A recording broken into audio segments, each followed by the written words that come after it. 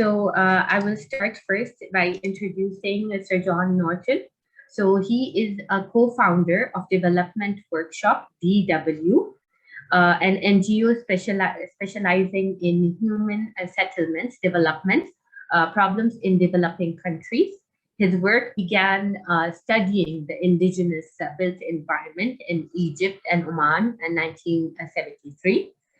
Since then, he has devoted his career to assisting communities living in harsh contexts, addressing the improvement of the built environment in many varied conditions of change and vulnerability. One second. Privileging a respect for indigenous and local knowledge and practice as a starting point for solutions to contemporary built environment issues. Actions that strengthen the relationship and collaboration between civil society and public authorities have been important. Encouraging mutual exchange and understanding of different societal needs, and as well as respect for good building and planning for a healthy, sustainable, and comfortable environment. DW's work is recognized by many international awards. So here's a small introduction for Sir John. I will start sharing my screen and you let me know when you need me to change the slide. Okay, so can you see my slide right now? I can't hear you. You are unmuted, but still I can't hear you. Okay. No, I can't hear you.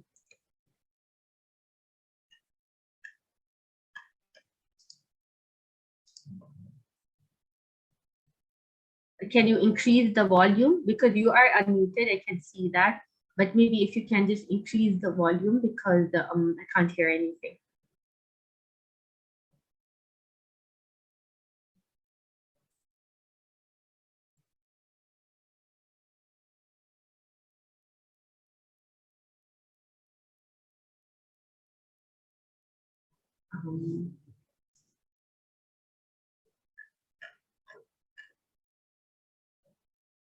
Okay, no, still.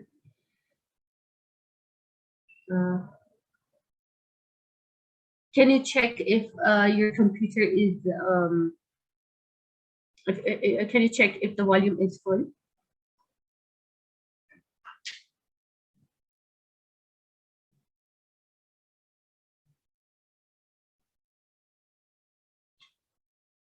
Dr. Muhammad, maybe can you hear him or no?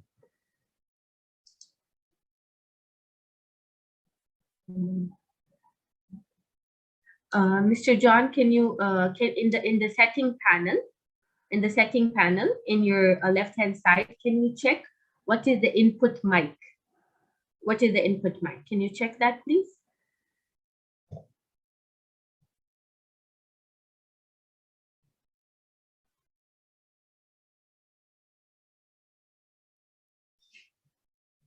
Let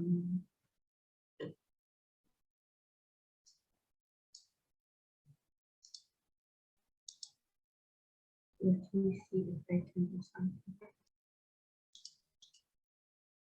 Okay, so can you do on your left hand side where it shows the mic icon? If you can just do a test or something, or if you can increase the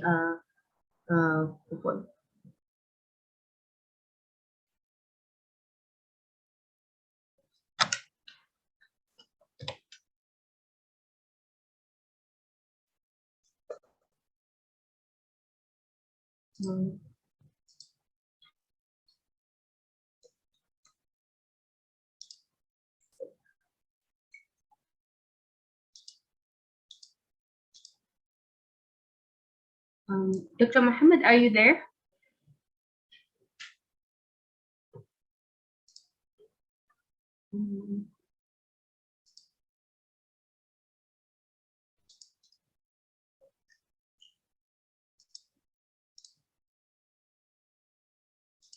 I'm not sure if it's the problem is with me or can anybody hear Mr. John?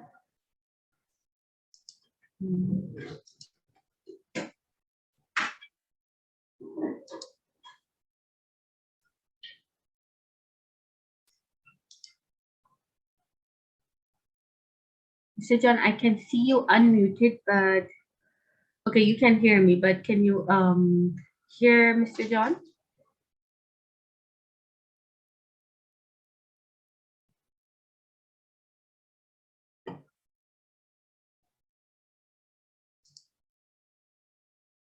No, still not working.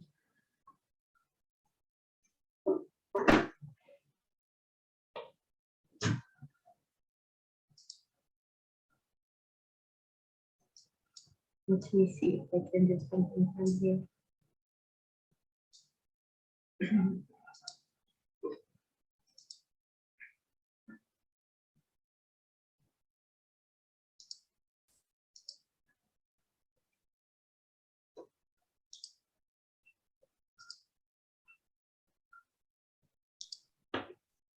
Yes, Dr. Ali, a question? Can you hear?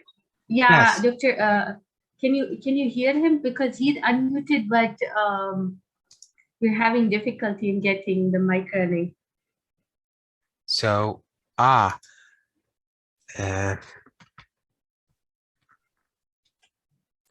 think this is sure. Dr. Norton. I think this is from your side. Yeah. He's already unmuted. Maybe Yeah, he is unmuted. Yeah, Dr. Norton, if you can just go out and come back again. Yeah. Our solution for everything. And make sure that your volume is the volume of the laptop or the computer is high as well. Okay, I'll do it for you.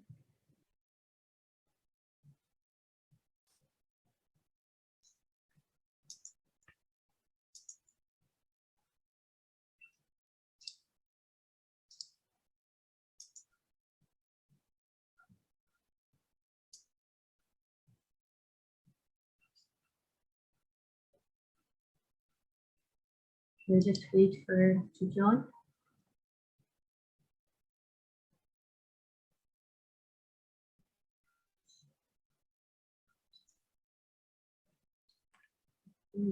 So wait. Yeah, from our he came in. His mic is open. I can see that. He's not unmuted from my side.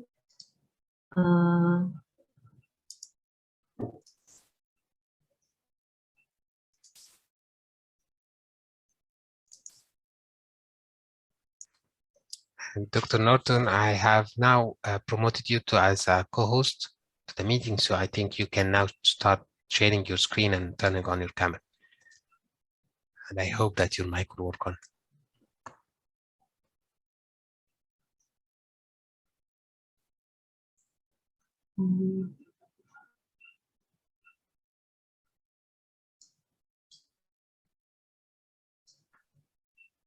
I think, unfortunately, yeah, we can't hear you.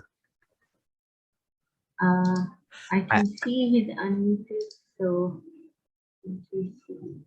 I can see you, but I can't hear you. Both your camera and your mic are on, but we can't hear you, unfortunately.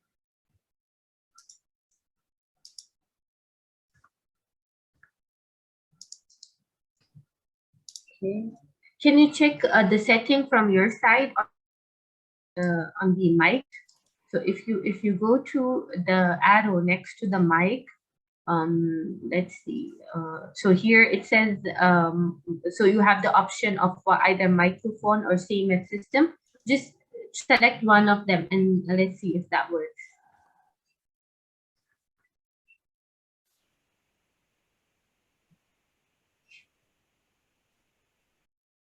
No.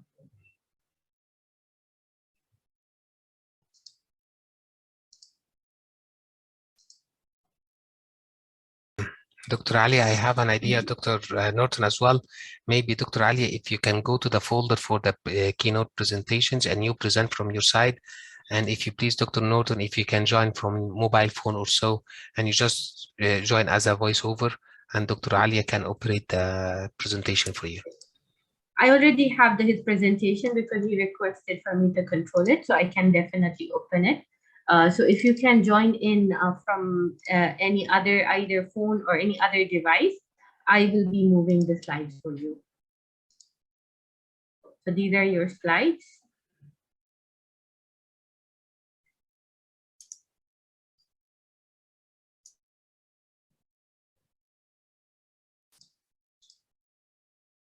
Okay, so I will wait for you to join in so I can.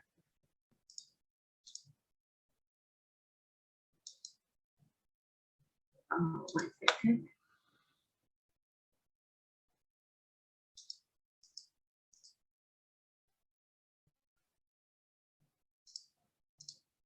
You are muted in this one. You are muted. Let me see if I can. Yeah, but I still can't hear you.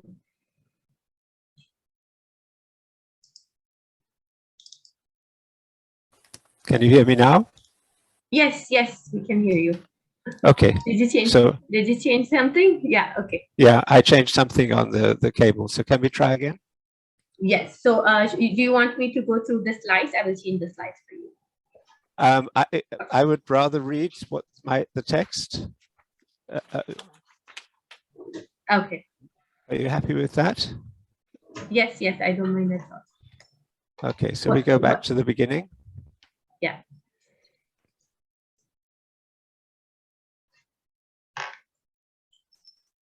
Okay. Yeah, okay. Mm-hmm. So I just we go to the full screen. Yes. Good. Okay, so I think we can start. Mm-hmm. Go ahead. I'll mute myself. Okay, and you change. So my paper is on lessons from microclimate adaptation for regional architecture. I'm presenting this on behalf of 2 of my founder colleagues, one of whom, Farukh Shah, is no longer with us. Alan Kane, who is equally a co-founder of DW, and myself. Next. In 1973, we were 3 architectural students, and we carried out over 6 months climatic performance research in Oman. It was the time when the late Sultan Qaboos bin Said bin Taimur had scarcely been in power for 3 years. And it was a unique moment to study the problems and potentials of Oman's existing building environment and consider lessons that could be learned for the future of Oman's building needs and its inhabitants' comfort. In 1975, we produced the report, which is available on the internet today at DW Archive. Next. So we were concerned with the problems and potentials of the indigenous built environment in a developing country. And our fieldwork took place in 1973, and we finished the report in 1975. We studied 6 regions of Oman: the Batina Northern Coastal Plain, the Northern Uplands, the Buremi Oasis, Sur, Dhofar and Salalah, and the capital region in those days, just Muscat and Matra and Rui. And our approach was to study the 3 major influences that shaped the built environment: socioeconomic issues, the climate, and the materials and technology that were available. And we went to many towns and villages and looked at the overall pattern of how the climate behaved with different settlements, and we studied the form and characteristics of houses within these settlements. Next, please.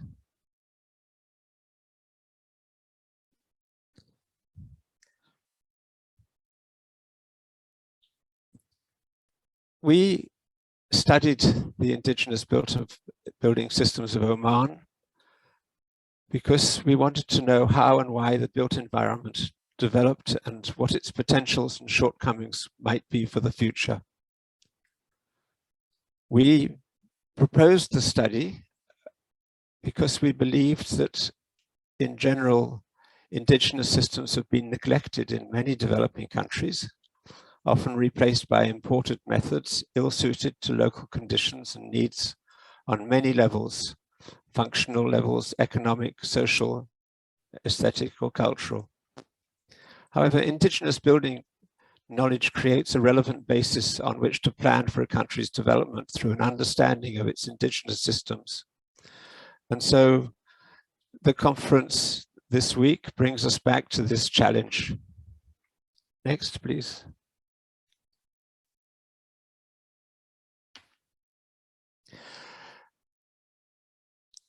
What we found interesting and what we felt that indigenous building can contribute is that many indigenous systems in developing countries developed by being closely integrated into real needs based on low resource use, in harmony with natural environment, and we believed they could give rise to models for today's leading nations to follow.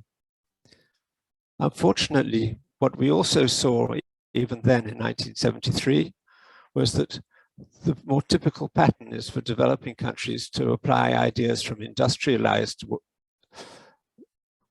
countries years after they themselves have rejected these ideas. On this page, in Nizwa, we asked a schoolboy, Salim, to draw his house with a pitched roof and a front garden. He drew it like this. The family's clothing was inspired by a Western model. But what was interesting for us was that his real home in Nizwa was nothing like his drawing.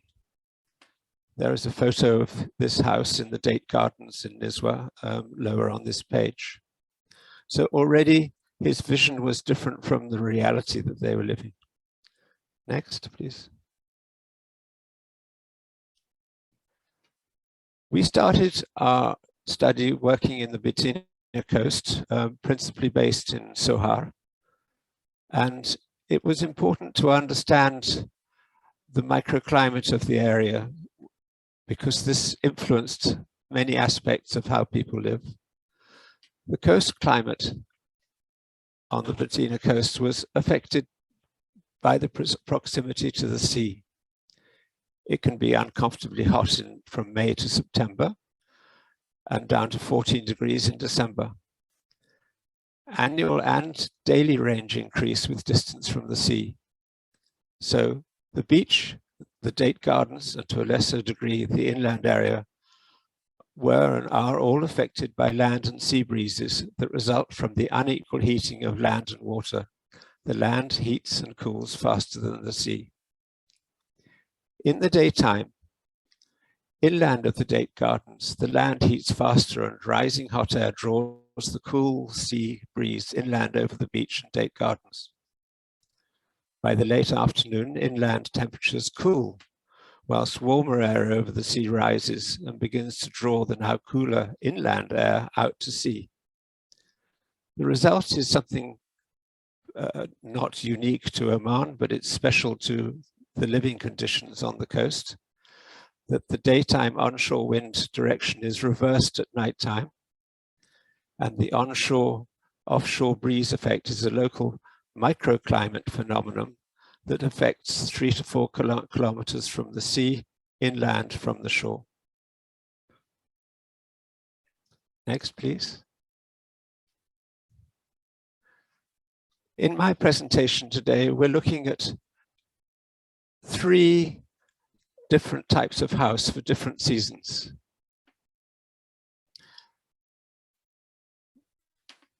There's a common factor that many families on the Bettina coast wanted a home that provided protection from the cold sea winds, but that could also encourage the cooling effect of summer sea breezes.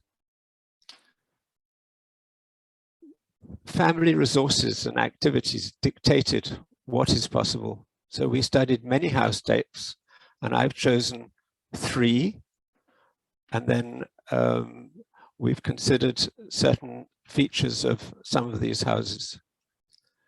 So the first house type is one where it's a low-income group family, and they have one house, and they make changes to it over the seasons. And then you have a one-house family, but with different rooms used at different times of year. So winter and summer spaces, one half used in the winter or cold season, one in the summer. And in this case, the family will migrate from different parts of the building. Next, please. This is a typical house on the edge of the date gardens. It's one house for all seasons. It's on the edge between the beach and Sohar, date gardens. It's a low-income family, and they don't move. This is where they live, whatever the season. The houses are all built with what we knew as barasti, or date palm frond, for the walls and the roof, made with elements from the date palm. There were different spaces used in different times of the year. This represented the most basic response to different seasonal conditions. And I will explain in the next slide. But there were different ways of adapting seasonally to how you could live comfortably. Next, please. Here are photos of the photo in the bottom of, on the left-hand side is a house that is in its hot season condition. And the family have started to gather additional materials, panels made out of date palm fronds, which either had or did not have their leaves on. And as the warm season ended on the Bettina coast, preparations were made by the family to add additional layers of barasti wall panels to keep the cool air out, as well as provide privacy. So here on the right, you can see the rolls of barasti, and I think in Arabic it's known as Irish panels, which constitute the main building material of all these houses. Next, please.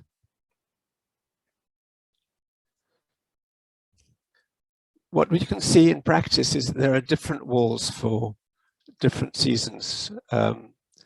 So that particular house that we've just been looking at had 3 main bedrooms. The owner had several spaces for sleeping, one with the double thickness of barasti panels necessary for the cold. He could add additional dam or barasti panels, which have their leaves on, to make it comfortable in the colder seasons. Or he can move in the summer sleeping season to have single screens. He can take some screens down to have more ventilation or less ventilation. In addition, the flat roofs over some areas have provided shade for the hot season. So there's a photo of barasti panel, and I have here in my office a small house built with these same materials. Walls made from palm frond stems without their leaves on importantly provided ventilation and privacy. The occupants can see out, but the outsider passerby cannot see inside. These simple walls have similar function to the intricate Egyptian mushrabaya. For example, the photo on the right here is from Beit Suhaimi in Cairo. And this very beautiful screen provided privacy, a view outside, ventilation and local materials. But the Omani version works just as well, and it just uses date palm fronds. Next, please.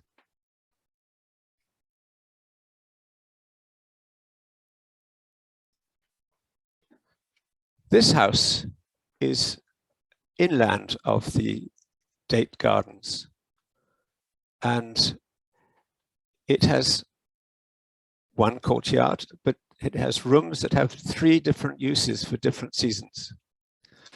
To the left, for the hot season use, this Barasti walled room has thin walls. In the center, a partially built mud brick walled room on 3 sides provides protection from the prevailing wind. Only the 4th side has a Barasti screen facing the courtyard.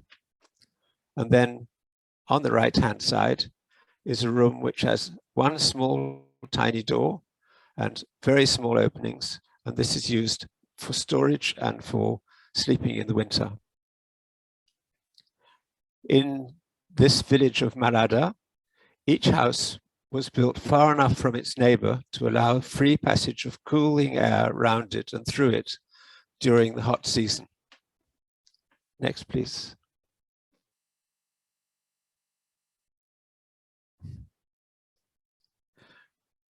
The third house type is where there is one large compound, but it has a winter half and a summer half.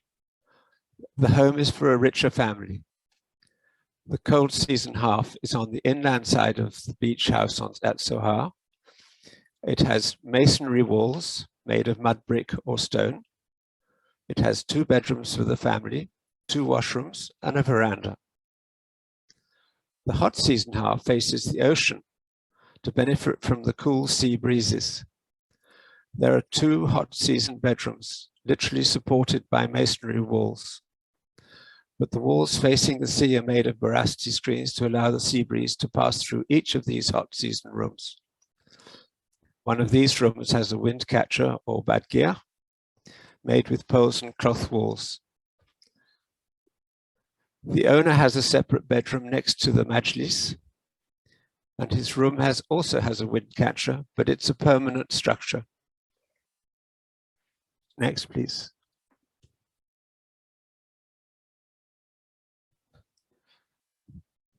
On the Batina coast, there were 2 types of wind catcher. In both cases, it's a structure built above the house's roof to catch high-level cool air and channel it down to ground-level rooms, which are otherwise too airless for comfort.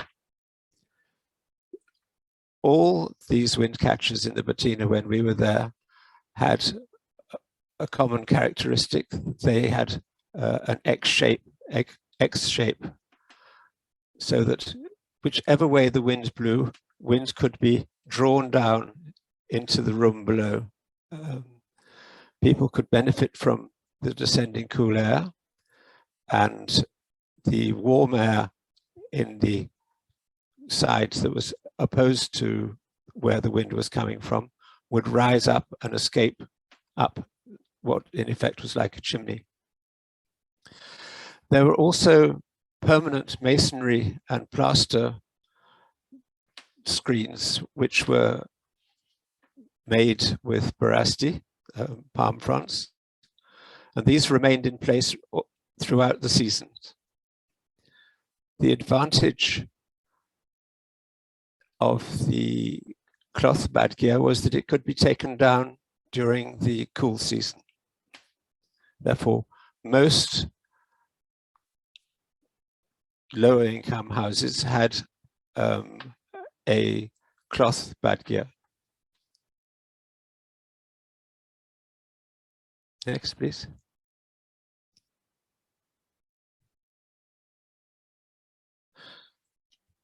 These are some interesting images of wind catchers taken at the time. One which is a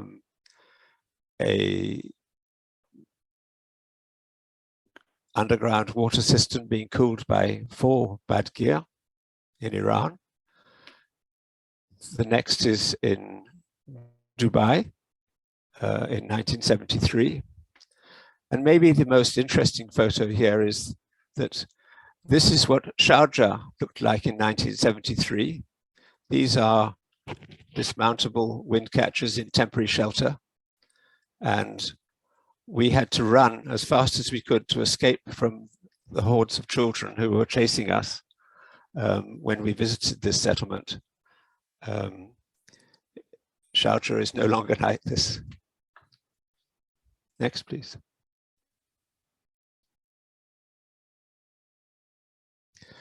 The second part of our study that I'll talk about today was in and around Nizwa in the northern uplands.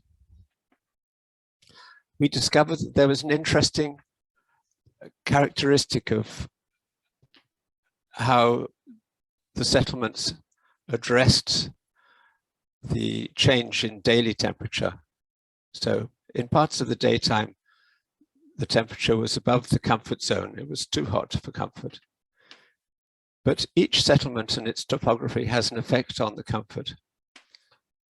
Some of the hillside towns were densely clustered, but they still managed to make use of air movement for cooling, because during the night, cool air sank down into the valleys, and in the daytime, that same cool air rose up through the slope of the settlement to cool the streets and flow into the houses adjacent to them.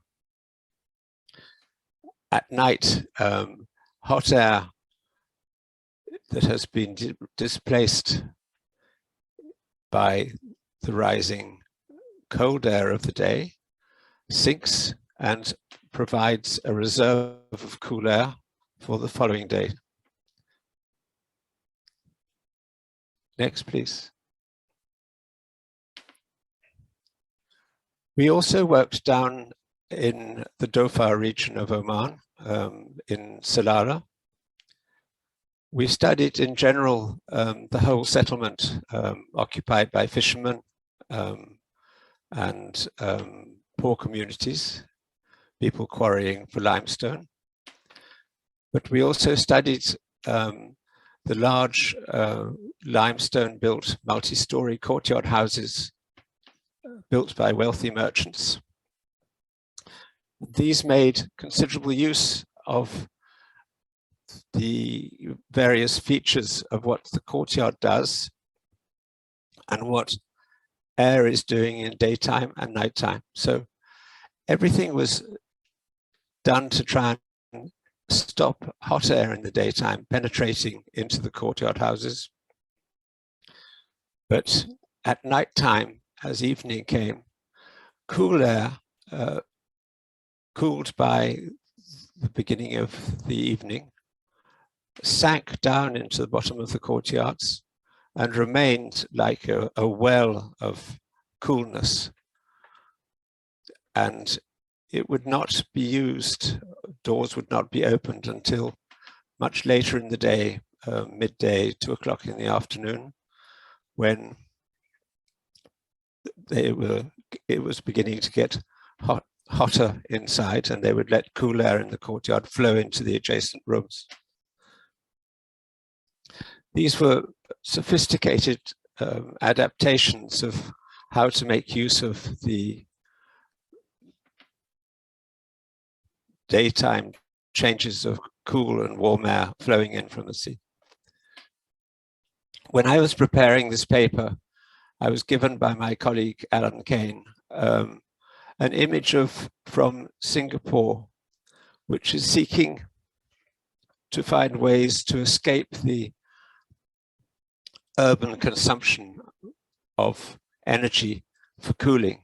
And in this particular article that we found, it's revealed that Singapore has the highest number of air conditioners and therefore is energy greedy and unsustainable.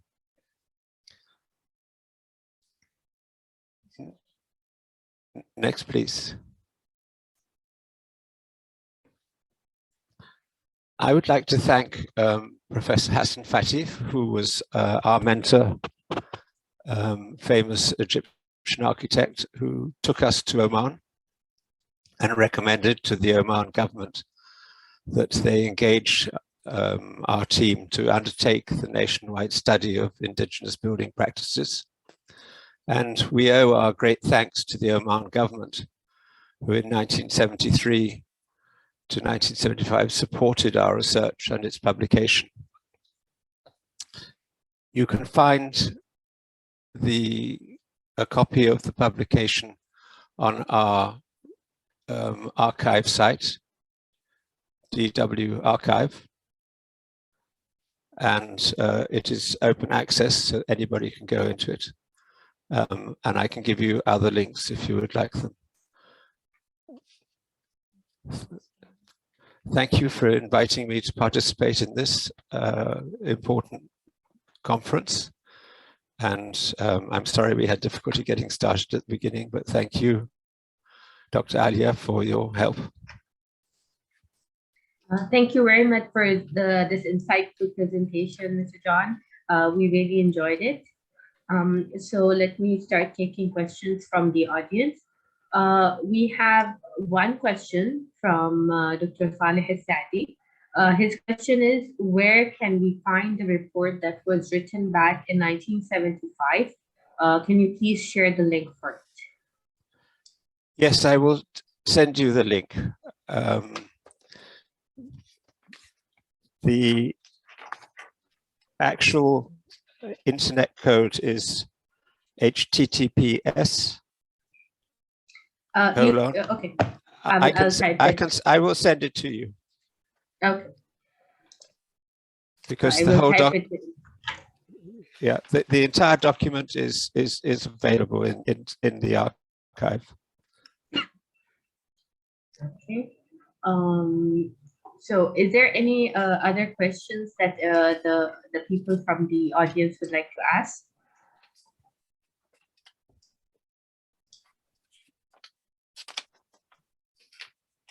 Well, I would like to ask you a question, if you don't mind. Yeah. So when you were going through the different areas of the different regions of Oman, how long did you stay in a certain area? Like, for example, in a Batina area, in Nizwa area. So how did you experience like the change in season, change in habits, change in adaptation to different climate or different seasons? We started on the Batina coast, and over the 5 months that we were there, we went back many times to the same places so that we could see the differences taking place in the seasons. We had equipment for measuring different aspects of the climate, including wading out into the sea in the night to test the temperature, for example. We then traveled to Nizwa, Al-Hamra, various settlements in that area, and studied again the settlements, the climates, the building materials. We actually produced new designs for the market in Nizwa. We went by plane to Buremi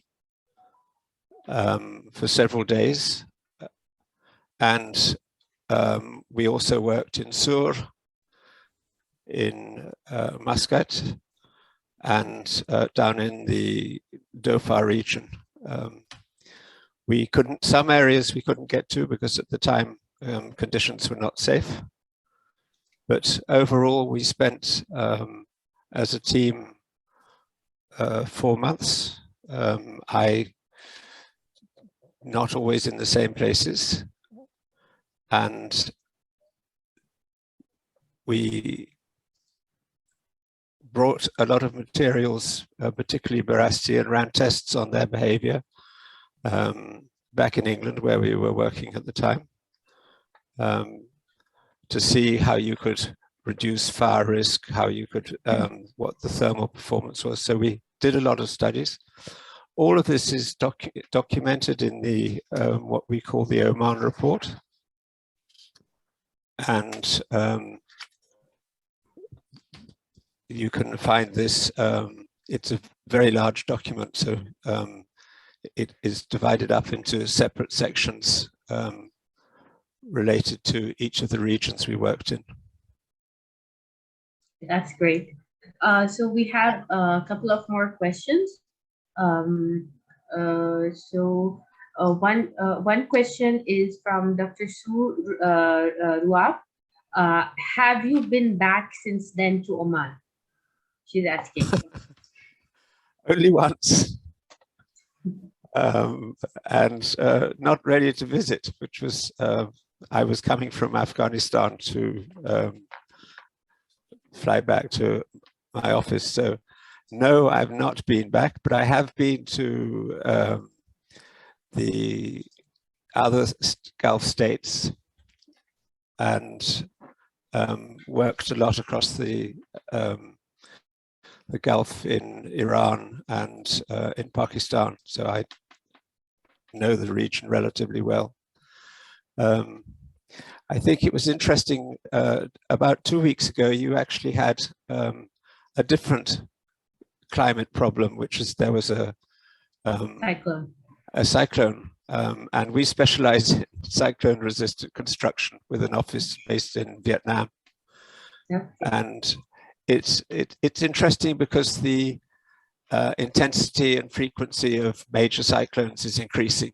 And so just as high temperatures are a major problem, and particularly related to the consumption of energy for cooling, what you see with modern building in Vietnam is that every time there's a typhoon, many buildings get destroyed, but the ones that survive are using traditional techniques.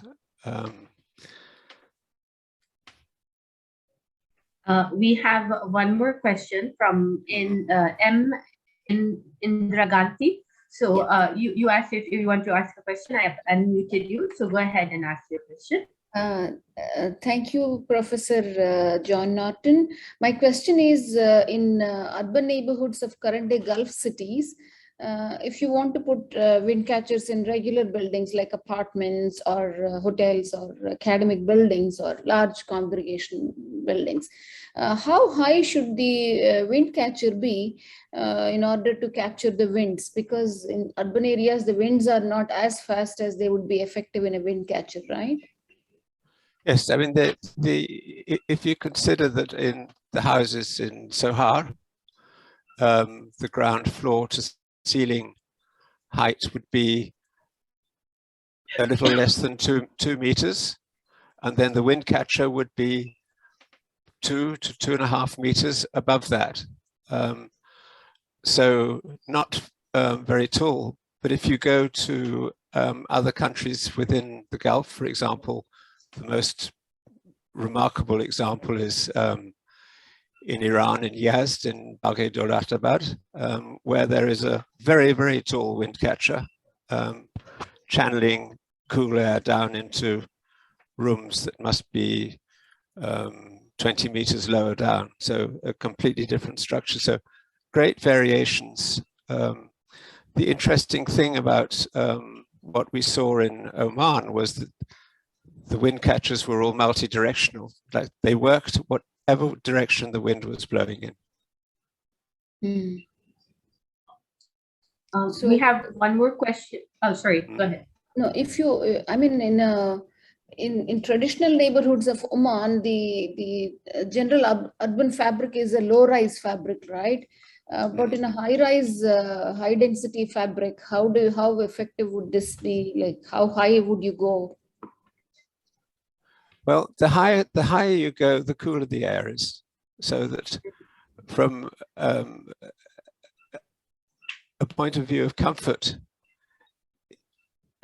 very close down to the ground, you're not getting much cool air. So getting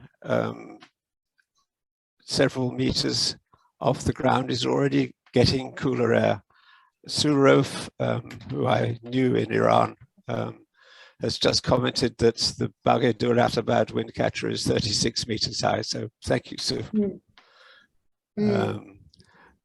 but they vary. But the wind catchers on the Batina coast, because they were made with poles and cloth, were very economical. So just like in the photo I have of Sharjah taken in 1973, these were built by people who had very few means. So it was solutions adapted to poor families with little flexibility, but they were actually using ideas which had many similar examples right through the region. Thank you very much. Thank you very much. So we will move to the next question from Mr. Nishche Goyal. His question is, what is the general construction material used there in building that can be used as thermal lag to make building cool during the day? Well, back then, different locations had different building materials, but to cool in terms of actual structure, the use of mud bricks was prevalent. So I talked about a village called Malada, which was inland of the Date Gardens. They had masonry walls made from mud. They have a good time lag, so that, but these structures, you have different needs at different seasons, so that there isn't one solution. And the interesting thing of the house, which had 3 rooms for different seasonal use, was that people were moving in their home to different rooms to do different things and to be comfortable. Thank you very much. Now we have another question from Ms. Huda. Her question is, what do you think can be transferred from the traditional house into the modern Omani house? For example, the material, or maybe the thermal variety, or are these traditional houses merely a heritage example now? What we see when I did research recently to preparing my paper was that quite quickly by the 1980s, most of the indigenous techniques had disappeared. The skills had gone. But there's one significant issue that I think is worth pursuing, and that is that at the moment, many houses are built with windows facing outwards. And if you look at the lesson of the courtyard house, you can see that it is doing more to make use of cool air at different times of day. The thermal resistance of the mud brick buildings worked very well for families, and was in those days a very cheap way of building. I see that the majority of buildings built for workers in Oman tend to have outward-looking windows, and that without air conditioning they would be, according to the documents I've read recently, difficult to inhabit. I don't know if that's a common view, but it was interesting to find people saying that the air conditioner is absolutely indispensable. We have one question from Dr. Suaf. Her question is, what was the caste system in Oman like in 1973? Was it an egalitarian society? Who was rich and why? Most of the places on the Batina coast, people were relatively poor or very poor. They earned their living as much by fishing as they did by gathering dates. There were some families who were wealthier. And by the time we arrived in 1973, there were changes taking place. So the main road that runs up the coast had been built, and some people who had been living on the beach were moving inland. So the economy was beginning to change. It was barely 3 years since Sultan Qaboos came to power, so that it was a pivotal time for things to change, and therefore a very interesting one. We have one more question from HB Vijal.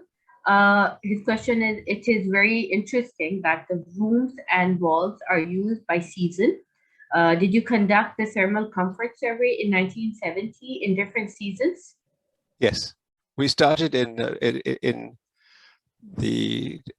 towards the end of the very hot season, and 2 of us remained until December. So a long period. So you could see the differences taking place, how people were preparing for the cooler season, so that 6 months period, almost a 6-month period, was enough to measure nighttime conditions, daytime conditions. We measured sea temperatures during the day, night. We had taken a lot of climate measurement equipment with us, and it was fairly comprehensive. And you'll see, if you can find the Oman report, as we know it, then all the details of the surveys and the studies we did are in this report. We have one more question from Ms. Eleni. Her question is, how did people face any risks of fires? Combustible materials have been an issue or not? Most of the houses for poor people were built with combustible materials. But the use of the courtyard as an area where cooking took place, there were specific spaces designated for food preparation and cooking. So actually, in terms of the house was a collection of different rooms dispersed over quite a large piece of ground. We actually carried out a number of tests on panels made with palm frond stems, using gypsum plaster, using other materials to test what you could do to make the palm frond stem panels fire resistant. There were some good results that could be achieved using local resources. But the unprotected palm frond, just on its own, with its leaves on or off, was certainly a fire risk. Thank you very much. We still have 5 minutes, so if anyone from the audience has any question, either let me know, so I can, if you want, I can unmute you if you want to ask the question directly, or you can type it in the chat box. Okay, I have here in front of me a revised version of the report of my presentation. So I will, I have already sent that more recently to Dr. Hanan. Mm-hmm. So he would be able to share this for you. It has slightly more information, for example, about the courtyard houses in Salalah. Mm-hmm. And we had more recently rewritten the material on the hillside towns in Nizwa and Al-Hamra. So you can actually access those through your team, as Dr. Hanan already has a copy. Okay, that'd be great. I'll make sure. One more question. There's a question from Mr. Akhil Tiwari. His question is, were night cooling strategies used in the settlements? Well, sorry, say again. Were night cooling strategies used in the settlement? Yes, because the houses you could shut down, for example, the wind catcher if in the cool season, so it wasn't actually functioning. Most of these structures could be modified. In the cool season, they added additional layers of panels of palm frond stems, so that the amount of insulation was changed. And all of these things were available at very minimal cost. They were local materials. We have one last question from Professor Su. The question is, do you have any last thoughts on how the study might inform resilient buildings today? And this would be a nice closing question. It's a very complex question, but I think that there are ways of designing low buildings that make it easier to manage the climate.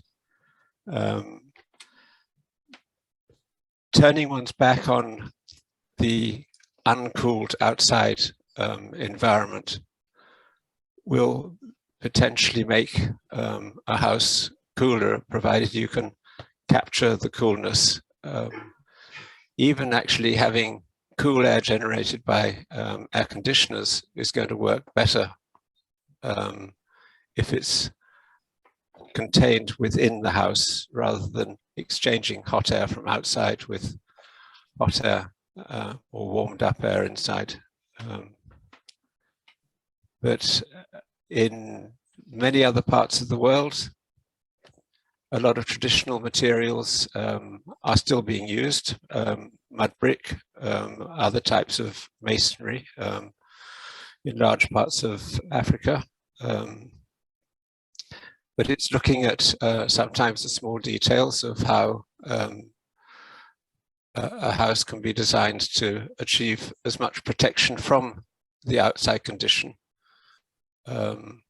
rather than trying to combat it with a machine, which is not really a viable long-term solution. Thank you very much. So we are at the end of our session. So first of all, I'd like to thank Sir John Norton for a very, very informative presentation and a very interesting Q&A session. And I would also like to thank the audience for their questions and for their attendance and the interaction they had with the presenter today. So thank you very much. Hope to see you all in the next session, and have a great day. Stop sharing.